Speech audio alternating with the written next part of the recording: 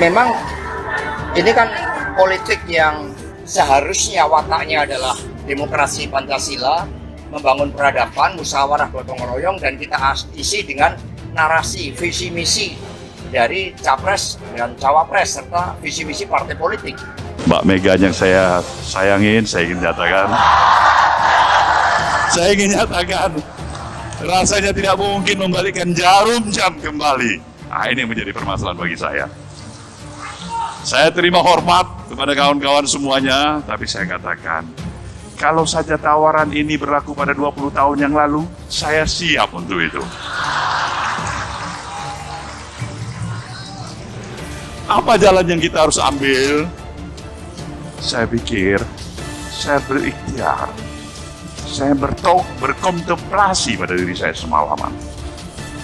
Maka di hadapan tokoh bangsa ini, saya ingin nyatakan, partai ini harus berani mengambil sebuah inisiatif untuk membuka dan memberikan ruang kesempatan pada seluruh potensi anak negeri yang mungkin pantas patut untuk menjadi pemimpin negeri ini pada tahun 2024.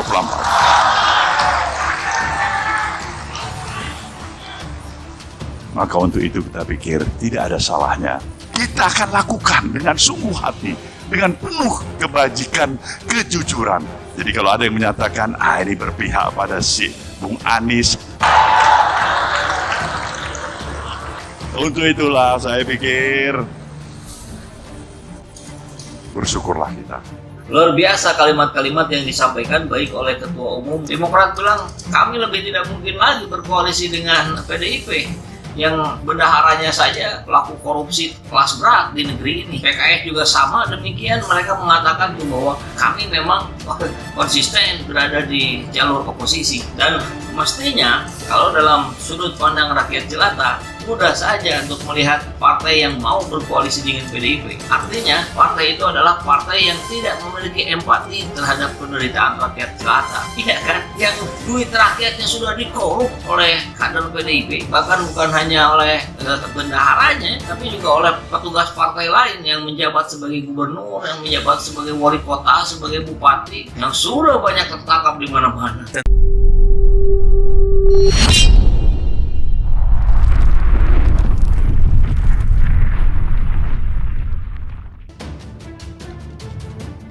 Pecah koalisi Jokowi Megawati menguntungkan Anies.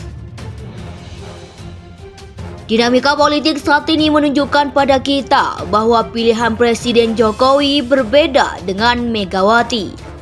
Ketua Umum DPP PDIP dalam soal calon presiden yang akan mereka dukung pada Pilpres 2024. Megawati mengusung Ganjar Pranowo sebagai calon presiden, sedangkan Jokowi memberi sinyal kuat akan mendukung Prabowo Subianto.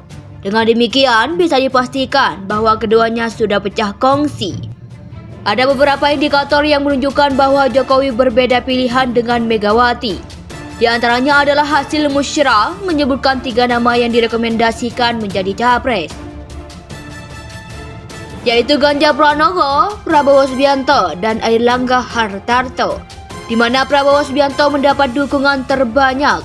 Menanggapi rekomendasi tersebut, Presiden Jokowi yang hadir dalam acara puncak musyawarah hari Minggu lalu, dalam pidatonya sempat memberi pesan agar jangan salah memilih pemimpin.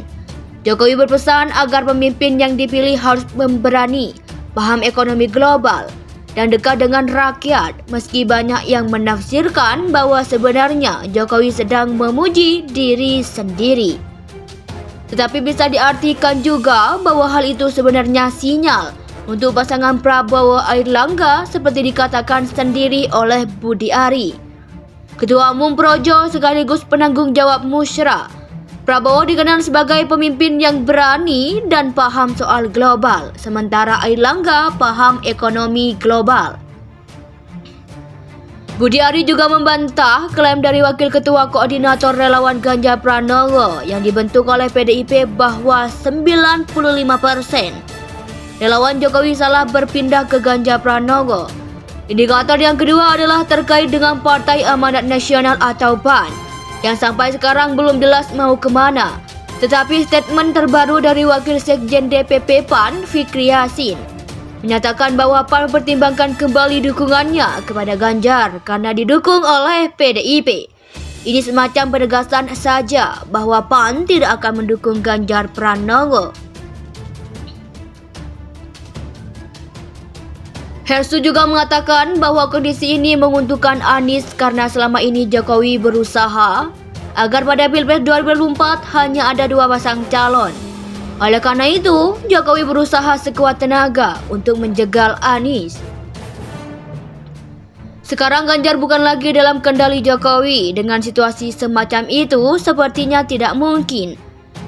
Jokowi tetap memaksakan hanya ada 2 pasang calon. Sehingga mungkin Jokowi akan melepas agar ada 3 pasang calon. Jokowi tidak lagi punya kepentingan untuk mengendalikan semua pasangan calon. Sepertinya Jokowi akan fokus menangkan Prabowo sebagai calon presiden yang didukungnya.